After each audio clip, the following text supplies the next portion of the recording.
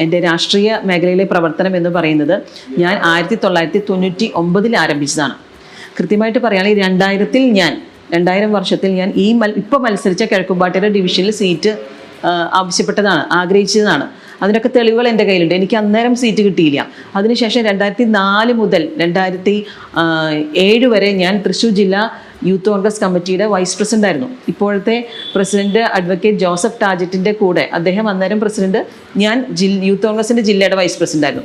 2007 മുതൽ 2009 വരെ യൂത്ത് കോൺഗ്രസിൻ്റെ സംസ്ഥാന ഏക വനിതാ വൈസ് പ്രസിഡന്റ് ആയിരുന്നു. എൻ്റെ കൂടെ വൈസ് പ്രസിഡന്റ് ആയിട്ടുണ്ടായിരുന്നവർ ഇപ്പോഴത്തെ മൂവാറ്റുപുഴ MLA അഡ്വക്കേറ്റ് മാത്യു കുഴനാടൻ, അതുപോലെ എറണാകുളം ജില്ലാ പ്രസിഡന്റ് ഷിയാസ്, ഇവരൊക്കെ ഞങ്ങൾ ഒരുമിച്ച് ഒരു കാലഘട്ടത്തിൽ യൂത്ത് കോൺഗ്രസിൽ ഉണ്ടായിരുന്ന ഒരു കാലഘട്ടമായിരുന്നു 2007-2009. 2009 മുതൽ 2014 വരെ ഞാൻ മഹിളാ കോൺഗ്രസ് സംസ്ഥാന ജനറൽ സെക്രട്ടറി ആയിരുന്നു.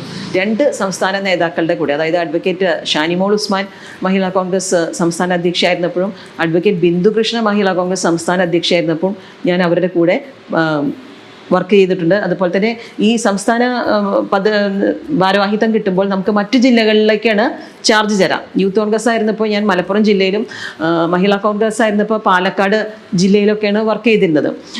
അതിനുശേഷം 2014 മുതൽ ഈ കാലയളവ് വരെ, ഈ നിമിഷം വരെ ഞാൻ തൃശ്ശൂർ ജില്ലാ കോൺഗ്രസ് കമ്മിറ്റിയുടെ ഏക വനിതാ വൈസ് പ്രസിഡന്റാണ്.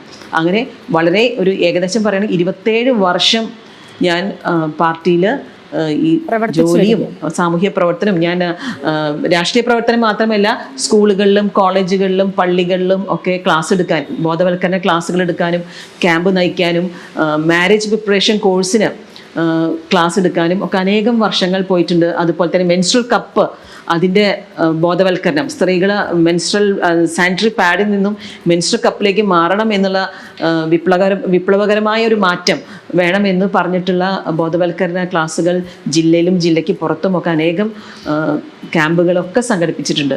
അപ്പോൾ ഇത്രയും വർഷം കാത്തിരുന്നിട്ടാണ് എനിക്കിപ്പോൾ ഒരു അവസരം കിട്ടിയിരിക്കുന്നത്.